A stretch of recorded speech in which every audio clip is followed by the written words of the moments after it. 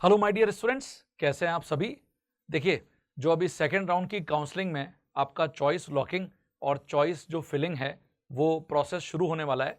उससे पहले मध्य प्रदेश की जो डीएमई मतलब डायरेक्टर ऑफ मेडिकल एजुकेशन जो पोर्टल है उसने कुछ एडवाइजरी स्टूडेंट्स के लिए जारी करी है।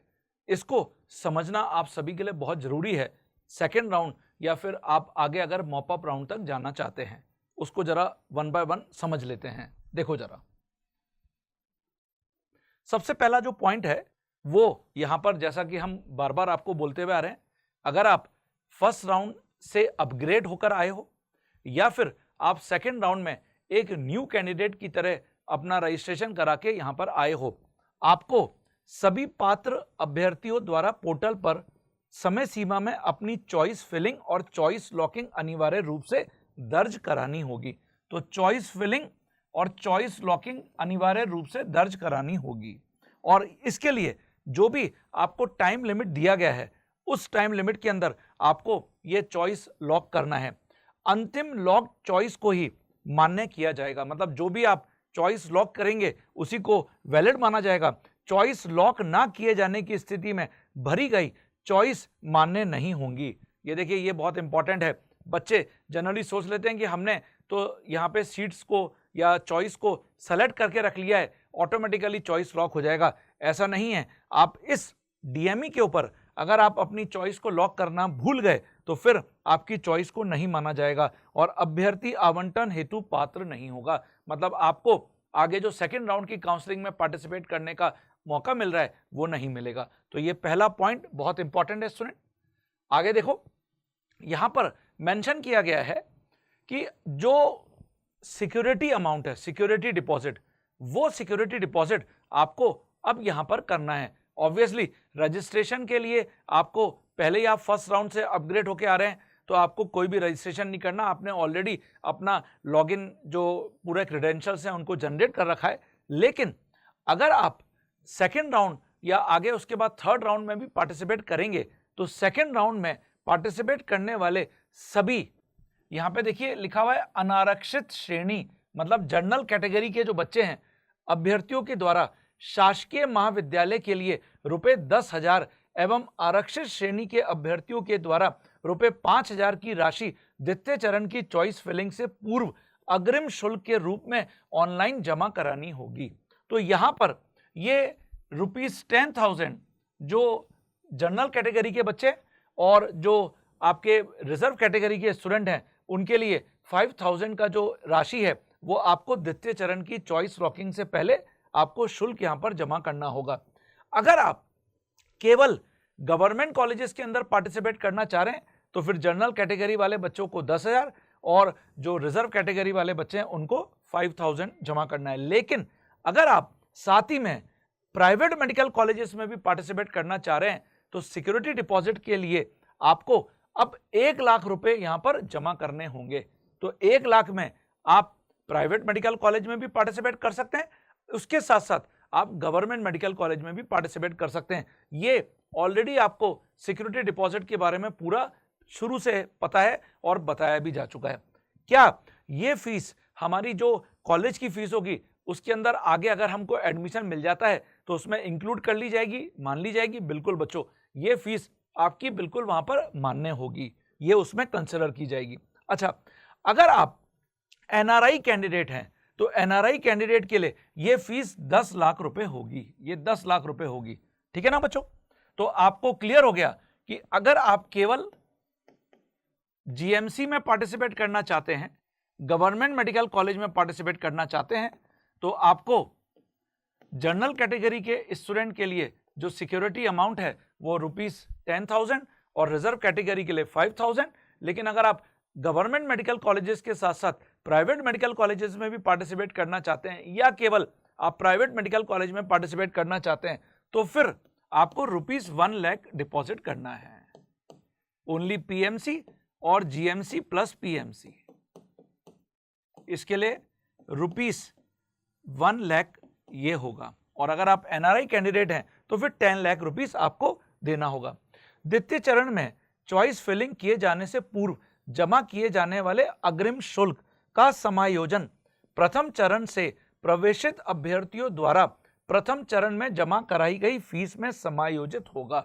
मतलब ये हो गया कि आप अगर सेकेंड राउंड के अंदर अपग्रेड होकर आ रहे हैं और आपने जो ऑलरेडी यहां पर अग्रिम शुल्क जमा कराया है, आप सेकेंड राउंड के अंदर अगर आप पार्टिसिपेट करना चाह रहे हैं और आप ये शुल्क जमा करा रहे हैं और आपको फर्स्ट राउंड के अंदर ऑलरेडी कोई मेडिकल कॉलेज मिल चुका है, फर्स्ट राउंड में कोई मेडिकल कॉलेज मिल गया, लेकिन आप अपग्रेड के ऑप्शन पर आए हैं, तो डेफिनेटली ये जो फीस आप डिपॉजिट कर रहे हो ये उस फीस के अंदर कंसिडर होगी। मतलब जैसे मान लेते हैं कि जो जनरल कैटेगरी वाला बच्चा था, आपका सिक्योरिटी डिपॉजिट 14,000 कुछ था जो गवर्नमेंट मेडिकल कॉलेज था, और जो प्राइवेट मेडिकल कॉलेज के लिए था वो करीबन 25,000 था। तो उसके अलावा आपको यहाँ पर जो भी फीस डिपॉजिट करने के लिए बोला जा रहा है वो उसके अंदर आपकी शामिल मानी जाएगी, और ये आपकी फिर फाइनली जो गवर्नमेंट मेडिकल कॉलेज या प्राइवेट मेडिकल कॉलेज की फीस होगी, आप अपग्रेड के बाद कोई भी दूसरे कॉलेज में जाते हैं उसके अंदर इंक्लूड कर ली जाएगी।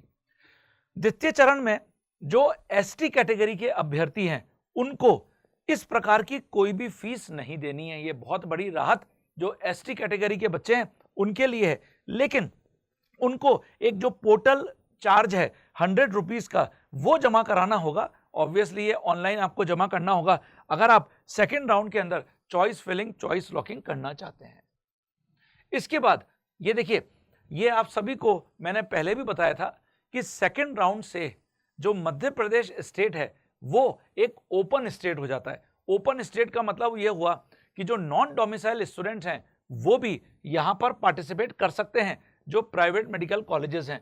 तो द्वितीय चरण की काउंसलिंग में मध्य प्रदेश के स्थानीय निवासी, जिनको अपन डोमिसाइल कहते हैं, एवं ऐसे अभ्यर्थी जो राज्य के बाहर के नॉन डोमिसाइल स्टूडेंट हैं, आवंटन हेतु चॉइस फिलिंग एवं चॉइस लॉकिंग कर सकेंगे। ठीक है। द्वितीय चरण में राज्य के स्थानीय निवासी मतलब डोमिसाइल स्टूडेंट को प्राथमिकता के आधार पर आवंटन दिया जाएगा। स्थानीय निवासी अभ्यर्थी मेरिट में उपलब्ध न होने की स्थिति में राज्य के बाहर के अभ्यर्थियों को आवंटन मेरिट के अनुसार दिया जाएगा। तो जो नॉन डोमिसाइल स्टूडेंट हैं उनको मेरिट के बेसिस पर ही यहां पर कंसिडर किया जाएगा। अगर उनका रैंक स्टेट मेरिट लिस्ट में जो एमपी का बच्चा है उसके रैंक से ऊपर आ रहा है तो ही फिर नॉन डोमिसाइल जो स्टूडेंट है उसको यहां पर कॉलेज में कोई भी कॉलेज अलॉट होगा। अभ्यर्थी को सलाह दिया जाता है कि अपना विकल्प दर्ज करने से पूर्व अपने विकल्पों का क्रम, ये ऑलरेडी मैं पूरा आपको बता चुका हूं कि एक जगह पूरा आप पहले लिख के रख लीजिए कि मैं ये चॉइस फिलिंग और ये चॉइस लॉकिंग करूंगा, है ना, जिससे कि कोई भी गलती ना हो। द्वितीय चरण में नवीन आवंटित अभ्यर्थी एवं अभ्यर्थी जिनका महाविद्यालय पाठ्यक्रम अथवा श्रेणी में अपग्रेडेशन हुआ है को नवीन आवंटित संस्था में निर्धारित समय सीमा में प्रवेश लेना अनिवार्य है। ये आपको पहले बताया जा चुका है। सेकेंड राउंड से अब आप क्विट नहीं कर सकते, आप एग्जिट नहीं कर सकते, आपको जो भी कॉलेज मिलेगा आपको वो कॉलेज लेना है। ऐसे बच्चे जिनको फर्स्ट राउंड से जो अपग्रेड होकर अब सेकेंड राउंड में आए हैं, ऑब्वियसली अगर आप सेकेंड राउंड में भी अपने कॉलेज जो मिला है उससे सेटिस्फाई नहीं है तो फिर आप थर्ड राउंड में जाएंगे, मॉपअप राउंड में जाएंगे। लेकिन जो नया बच्चा है, जो नया कैंडिडेट है, वो या फिर जो अपग्रेड होके आया है, आप अपग्रेड का ऑप्शन डाल सकते हैं, लेकिन आप क्विट नहीं कर सकते, ये ध्यान रखना है आपको। प्रथम चरण से प्रवेशित संस्था में ही द्वितीय चरण में श्रेणी में अपग्रेड होने की स्थिति में भी अभ्यर्थी को संस्था में पुनः ऑनलाइन प्रवेश प्रक्रिया पूर्ण करनी होगी। तो ये देखिए, यहां पर ऑनलाइन प्रवेश प्रक्रिया पूर्ण करनी होगी, तो यहां पर ये इंपॉर्टेंट होगा कि ऑनलाइन आपको जो भी वहां पे प्रवेश प्रक्रिया है वो आपको पूरी करनी है और फिर उसके बाद आप अपग्रेड के ऊपर अपने ऑप्शन को डाल सकते हैं। सभी आवंटित अभ्यर्थियों, नवीन आवंटित एवं ऐसे अभ्यर्थी जो द्वितीय चरण में अपग्रेड हुए हैं को प्रवेश हेतु घोषित समय सीमा में प्रवेश हेतु आवंटित संस्था में स्वयं उपस्थित होकर सर्वप्रथम शासकीय नोडल अधिकारी की डेस्क पर रिपोर्ट कर अपनी उपस्थिति ऑनलाइन दर्ज करानी होगी। तत्पश्चात द्वितीय चरण में नवीन आवंटित अभ्यर्थी को आवंटित संस्था की प्रवेश समिति से अपने मूल दस्तावेजों का सत्यापन कराना होगा। मूल दस्तावेजों की सूची संचालनालय की वेबसाइट। तो देखिए, जो बच्चे, इस पूरे पॉइंट का कंक्लूजन क्या है, जिनको फर्स्ट राउंड में कोई भी कॉलेज नहीं मिला था, फर्स्ट राउंड में कोई भी कॉलेज नहीं मिला था, उन बच्चों को अपना फिजिकली जाके डॉक्यूमेंट पूरा वेरिफिकेशन कराना है सेकेंड राउंड में, अगर उनको सेकेंड राउंड में कोई भी कॉलेज मिल गया है।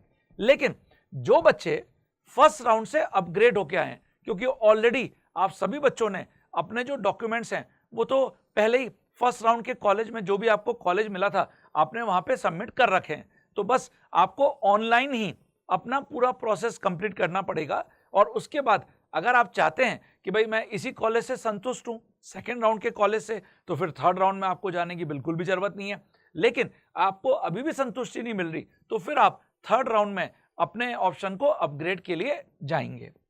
काउंसलिंग के प्रथम चक्र में जिन अभ्यर्थी को प्रवेश हो चुका है, देखिए जिन बच्चों का ऑलरेडी कॉलेज अलॉटमेंट हो चुका है, उन्हें अपग्रेडेशन के उपरांत प्रवेश के लिए पूर्व के प्रवेशित महाविद्यालय में दस्तावेज जमा होने की अभी स्वीकृति, दस्तावेजों की फोटो प्रतियां एवं नवीन आवंटन वाले महाविद्यालय का प्रवेश शुल्क, प्रथम चरण से प्रवेशित महाविद्यालय की जमा शुल्क एवं द्वितीय चक्र के लिए जमा किए गए अग्रिम शुल्क को घटाकर जमा करना होगा। इसका क्या मतलब है?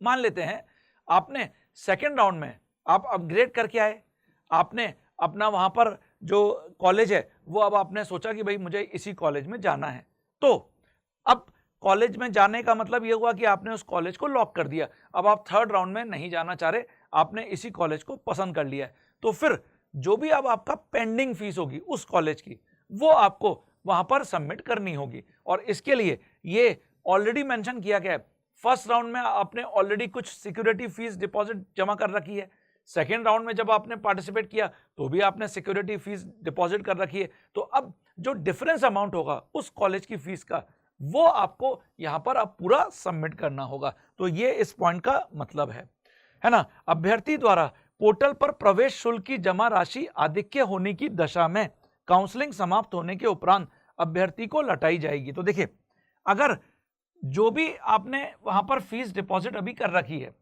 अगर ये फीस कॉलेज की फीस से एक्सेस है, तो फिर आपको यहां पर फीस जो है वो जो भी एक्सेस फीस होगी वो लौटा दी जाएगी।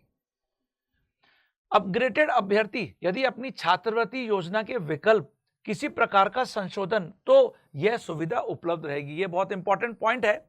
अगर कोई भी अपग्रेडेड स्टूडेंट अपना जो स्कॉलरशिप स्कीम है उसमें कोई भी चेंज अभी करना चाहता है वो कर सकता है।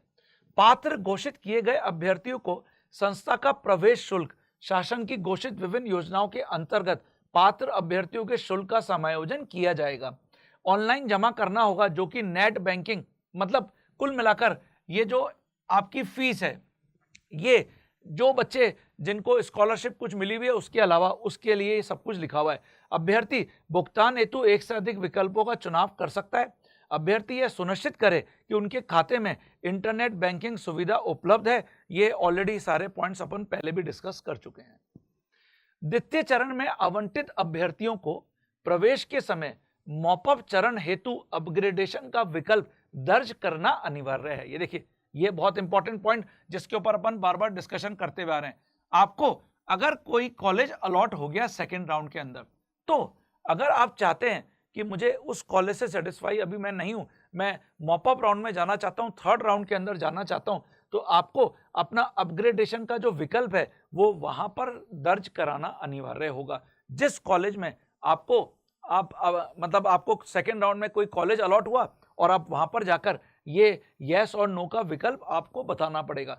विकल्प दर्ज करने के उपरांत ही द्वितीय चरण की प्रवेश स्लिप ऑनलाइन जनरेट हो सकेगी।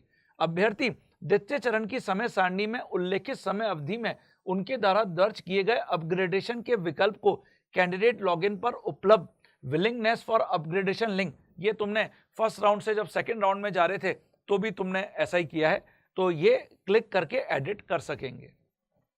प्रथम चरण के प्रवेशित अभ्यर्थी जो द्वितीय चरण में अपग्रेड नहीं हुए हैं, मॉपअप चरण के लिए अपग्रेड का विकल्प कैंडिडेट लॉगिन पर उपलब्ध अपग्रेडेशन लिंक के माध्यम से दर्ज कर सकेंगे। ये भी एक इंपॉर्टेंट पॉइंट है, पॉइंट नंबर 11।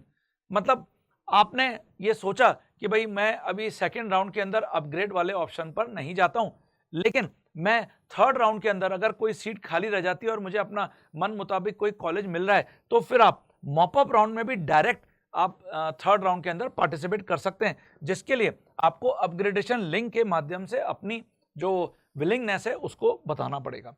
प्रथम चरण के अभ्यर्थी जिनके द्वारा द्वितीय चरण के लिए अपग्रेडेशन का ऑप्शन लिया गया है द्वारा द्वितीय चरण में fresh choice filling and locking नहीं करने की स्थिति में अभ्यर्थी प्रथम चरण से प्रवेशित कॉलेज में यथावत बना रहेगा, किंतु उसे मॉपअप चरण हेतु अपग्रेडेशन का ऑप्शन लिए जाने की पात्रता नहीं होगी।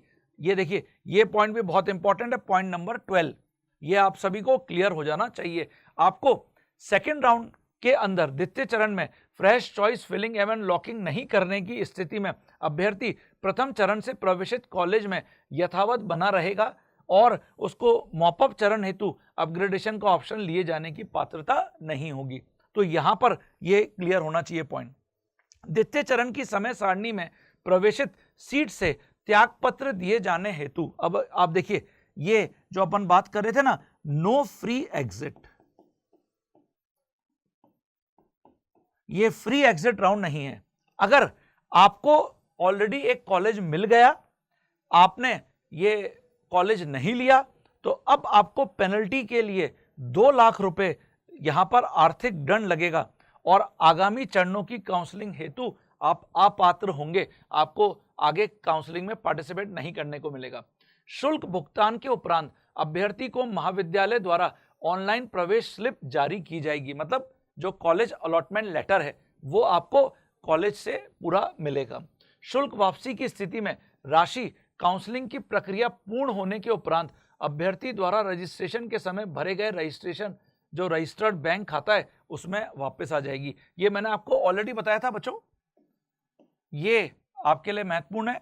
मान के चलो कि जब पूरी काउंसलिंग कंप्लीट हो जाएगी तो दिसंबर से लेकर आपको जनवरी के समय में, जनवरी 2026,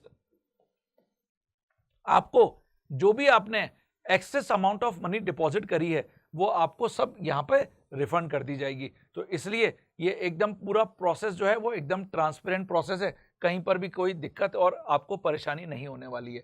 तो इस सभी पॉइंट को ढंग से समझ के और फिर आप सेकेंड राउंड ऑनवर्ड्स पार्टिसिपेट करिए काउंसलिंग के अंदर, ये बहुत इंपॉर्टेंट है, ठीक है। और फिर भी अगर कोई कंफ्यूजन है या डाउट है, आप जो कमेंट बॉक्स है उसके अंदर कमेंट करके आप अपने डाउट या क्वेरी को क्लियर कर सकते हैं। और हाँ, अगर आप पहली बार मेरे इस पोर्टल के ऊपर आए हो chemistry bye Jain sir YouTube channel के ऊपर, तो डेफिनेटली इसको सब्सक्राइब करना बनता है और अपने सभी फ्रेंड्स और दोस्तों के साथ शेयर भी करना बनता है। तो शेयर करिएगा जरूर और कमेंट बॉक्स में बताइए अगर आपका कोई भी डाउट या कंफ्यूजन है। तब तक अपना ध्यान रखो, टेक केयर, बाय बाय।